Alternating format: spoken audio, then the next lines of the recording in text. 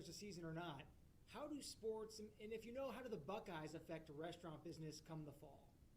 Yeah, those big events are important to really any business. When you think about whether it's the Buckeyes, and that's the biggest one, obviously, but even the Blue Jackets, the games would normally drive all sorts of attention downtown Columbus, and restaurants would be full typically a couple hours before a game, and people having a nice time and out with their friends, and usually spending kind of freely on things that are nice profit margins for a Yeah. restaurant business bar. And so, yeah, we're missing all of that. Buckeyes are huge.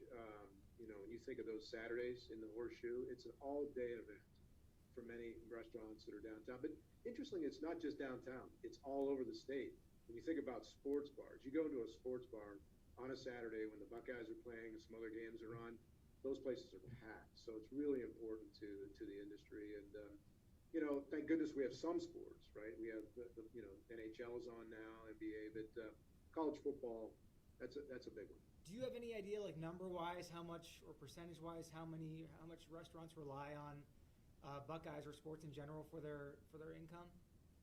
Well, it's mainly when you think about it, it's not fine dining. It's really not going to be fast food, things like that. It's going to be, mainly sports bars, Yeah. bars, and neighborhood joints that people like to go hang out. There's no exact number on it, but I will tell you, whatever the sales are, the profitability of those sales is pretty high, right? Because people, when they're having a good time and they order a lot of food, they typically have a lot of beverage that comes along with it. And in Yeah. the restaurant business, you make a lot of your profit on beverage. How are restaurants doing right now? What's the current state of the industry? It's a tale of two stories. We have restaurants in the pizza category and then what we refer to as the fast casual category to the average person. That's where you sort of order and you go pick it up, or they deliver it to you, or it's real quick in a line and you take it to go. Those restaurants, imagine if you think for a second, like Around Town Fusion or Chipotle or Yeah. Condado, right? Those guys are doing pretty well. The pizza guys, many of them are up year over year because many people are just hunkering down and ordering pizza and having delivered and things like that. But that's just a portion of the restaurant industry. Everybody else is struggling mightily. In fact, our most recent poll that we sent out, over half the restaurants that report in every week to us, their sales are down between 20 and more than 70% versus a year ago. Oh my God. Yeah, I mean, and I gotta tell you, it's hard to make money in the restaurant business in general. But if your sales are down 20% versus a year ago, you're not making any money. You're just trying to figure out how can I make my loss be as small as I can possibly make it. And so it's a very tough time for the majority of the restaurants out there today. How has the 10 p.m. alcohol curfew affected them? It's interesting on the 10 p.m. for the bars, it's devastating, right? I mean, that's for many of them really past 10 o'clock, particularly bars which have a lot of younger people that come to them and so forth.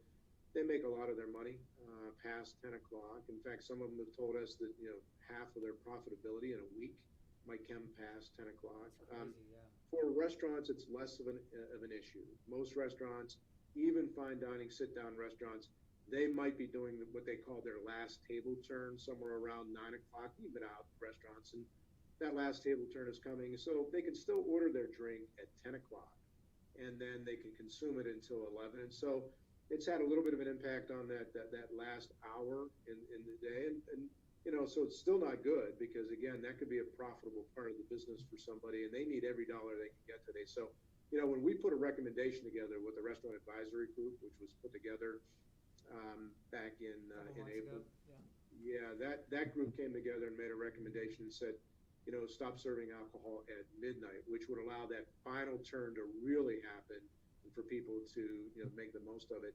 The governor did, an olive branch that he put out, he did allow people to have 3 drinks to go, and that'll help, a bar or a restaurant, that final piece. And so, but it's still tough out there. This is not a situation where a lot of businesses are going to survive. We're going to see a tremendous loss of business here in Columbus and around the state and around the nation. We're going to have businesses, and they already are. I mean, we're just drive around Columbus, take a look at how many businesses are closed and how many have boarded up. It's not a good picture. Any idea roughly how many businesses or restaurants have restaurants have closed permanently since the pandemic started? So we believe in Ohio we're up over 1,000, and the way we monitor that is we look at licenses and closures and things like that. We also in our survey are asking people, sort of who has not yet reopened, and it's right around that 15 to 16, 17% range of all restaurants. And there's 23,000 restaurants and food service locations in the state. And somewhere in that mid-teens, they're telling us they have not yet reopened. And then we try to dig in a little bit more and say, well, is this permanent? And I think a lot of them, they've not filed bankruptcy yet. They're right on the edge of that. So we just don't know for sure. We'll know for sure when we get on the backside of this how many people have survived. And there are variables to it. Do we keep putting restrictions on hours? That's going to hurt. Are we going to put restrictions on capacity? That will hurt tremendously. Are we going to have this thing go on for many, many more months? That nobody knows that for sure. And then lastly, are we going to get support from the government? We got a paycheck protection program, which was a lifeline for many businesses. You may recall in June, that money's running out, and so we're of course advocating for small businesses, mid-sized businesses, and restaurants for a second round of that. If we get that, that'll be another lifeline, which might get people through late fall. When it comes to that 10 p.m. alcohol curfew, were you guys part of that conversation, or did you find out when the governor made the announcement? Yeah, with the governor, we've been in constant communication with Governor DeWine and Lieutenant Governor Husted. They've been terrific in terms of at least gaining the input. That doesn't mean we're always on the same page or where things shake out. But yeah, we've been a part of that conversation, and we appreciate that. We have not been part of the conversation in Columbus. We did have a conversation with Dr. Roberts, but we've not had an opportunity to talk with City Council or Mayor Ginther. That decision, which is still looming, you may recall that one went out. That was going to shut down bars and restaurants at 10 o'clock across the board. We vehemently argued against that because there's no evidence, there's no information that can link restaurants, back to COVID transmission. It's all circumstantial where, a person has been in 16 places within the last week. And a restaurant might be one of those things. And that's what it's being linked to. So, we just think that that's a decision that we did not have a chance to really, truly participate in. And, if you happen to see the testimony by restaurateurs on that one, it was very emotional and difficult because, shutting down at 10 o'clock for businesses, you have no chance at all. And fortunately, the first judge that heard that case put a restraining order against what the city was planning to do. I think we're going to have another judge take a look at that here shortly, and we'll find out where that goes. But these restrictions on businesses, we feel quite honestly, restaurants and bars are being singled out. You don't have to do a whole lot of research, but go to a home improvement store over the weekend and walk around. I happen to do that this weekend. I would say at least 30% of the people walking around the one I was in, no masks. Really? People walking out, but go do it yourself. You'll see. I was at a grocery store this weekend. I would say, I don't know if I'd say it was 30%, but yeah, there are a couple people who I definitely saw not wearing masks. You talked about the advisory committee a while back coming up with that midnight deadline for alcohol curfew. Why is that something you're okay with? But maybe is the 10 p.m. curfew something you support, or are you kind of on the fence with that right now?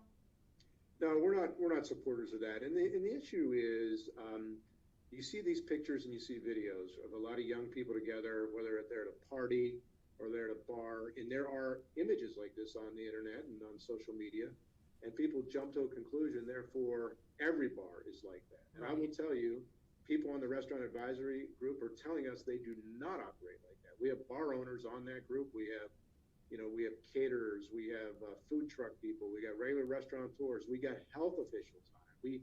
We've reached out and talked to Ohio Public Health multiple times, as well as our health departments, and they tell us the vast majority of people are operating safely.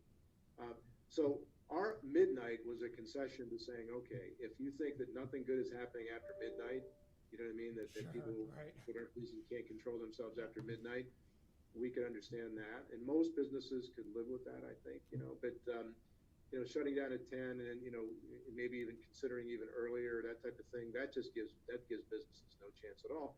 If you're an operator and you're doing everything that the Dine Safe Ohio order asks for, you're doing everything, right? Social distancing, you got partitions up, you've got plexiglass up, everybody is sanitized, you got air circulation that's appropriate.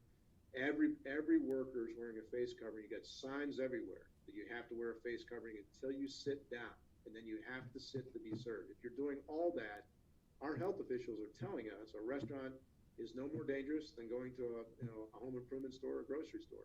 And all you got to do is go out and go to these various places and see, and you'll come to a similar conclusion.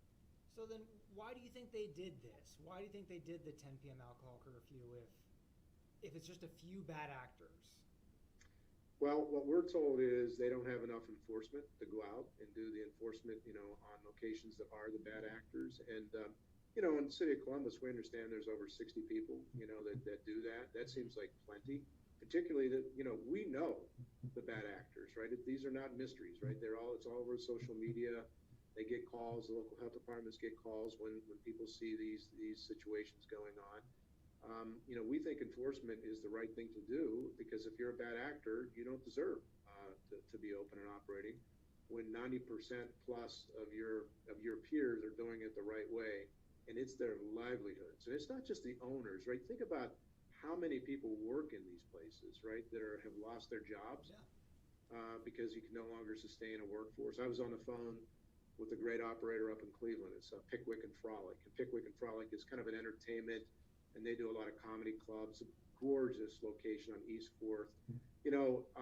Wasn't all that long ago that they employed about 75 people, right? They've invested over $1 million making all the changes they need to make it safe and follow all the compliance. They're down to 14 employees. That's all they can cover right now. And they're doing everything they can. They're losing money. They're doing everything they can, with all the restrictions that are in place. And now, you obviously, if you're a place like that, a comedy show really would need to end at 10 o'clock. No one's going to sit around and watch a comedy show without any alcohol typically, right? So these restrictions, it's not just the owners. I mean, in this case, you have, 80% of the employees are no longer employed and unlikely to be at any time in the near term. And then if it stays like this, these businesses are going to go under. They're going to file bankruptcy. So that kind of leads me to my next question. I hear people say, it's probably going to get worse in the fall or the winter.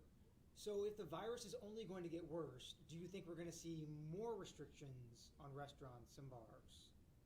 If the virus gets worse, and let's hope that it doesn't, but if it does, right, what we would expect is elected officials to be fair, and all businesses, have to be affected by this. So, a grocery store, from what we understand from a lot of elected officials, well, that's deemed essential. Right. Well, if it's not safe, why is that any different than a restaurant? In fact, it's interesting. We did our research on this. 51% of all food dollars in the United States and in Ohio go through the restaurant space now. So imagine if you shut down all restaurants again, what that's going to do to the grocery stores. We saw that. We saw that movie already once, right? There's not going to be enough things on the shelves for people, because the food system, the distribution system, can't pivot that quickly to take all the stuff that's made for the restaurant world, right, which is made differently because it's packaged differently and processed differently.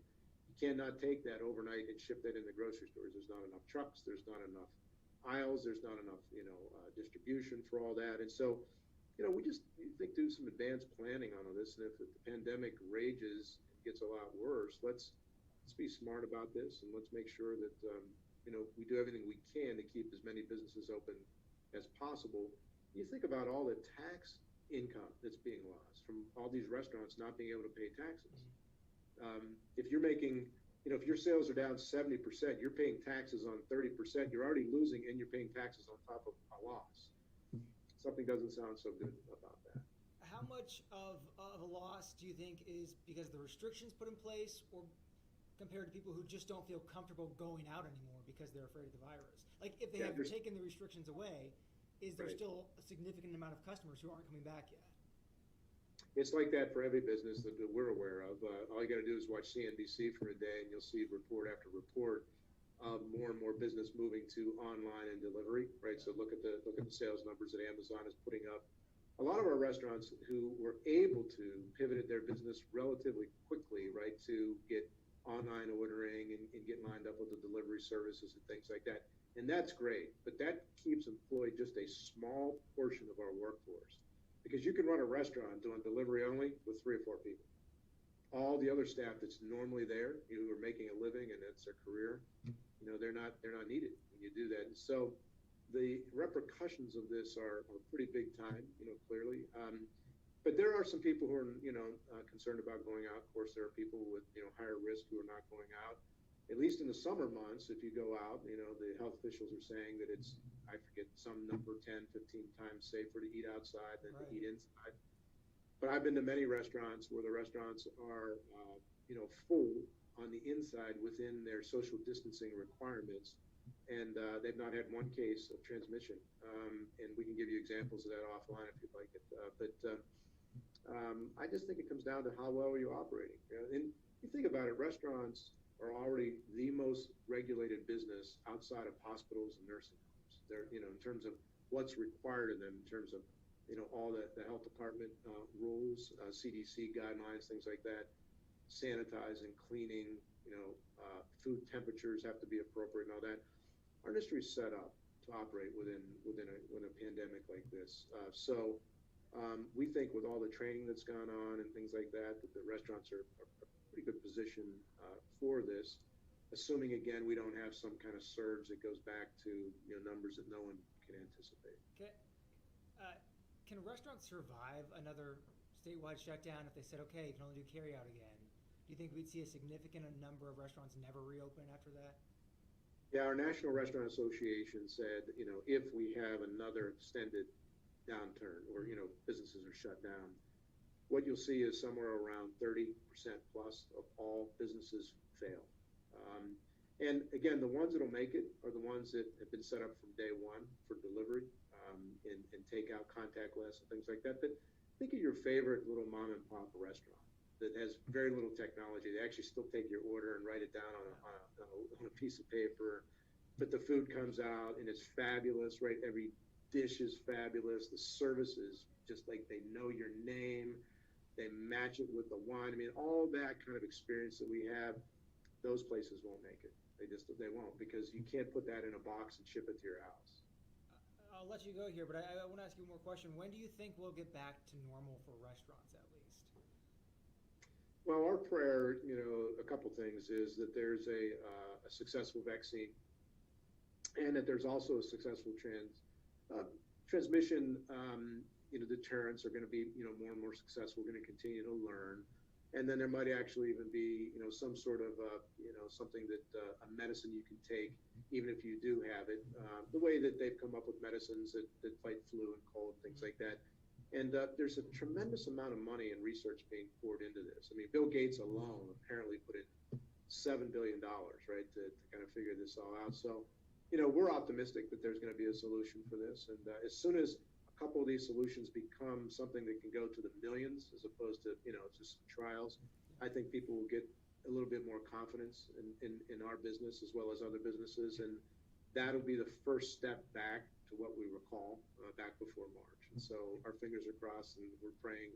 We have 585,000 people who call the restaurant industry their home, and that's where they work. And so there's a lot of prayers going out there, and we just got to keep open. All right, John Barker, President and CEO of the Ohio Restaurant Association. Thank you so much for talking with us. Thanks, Adam. All right, we'll see you later, John. Have a good one. Take care.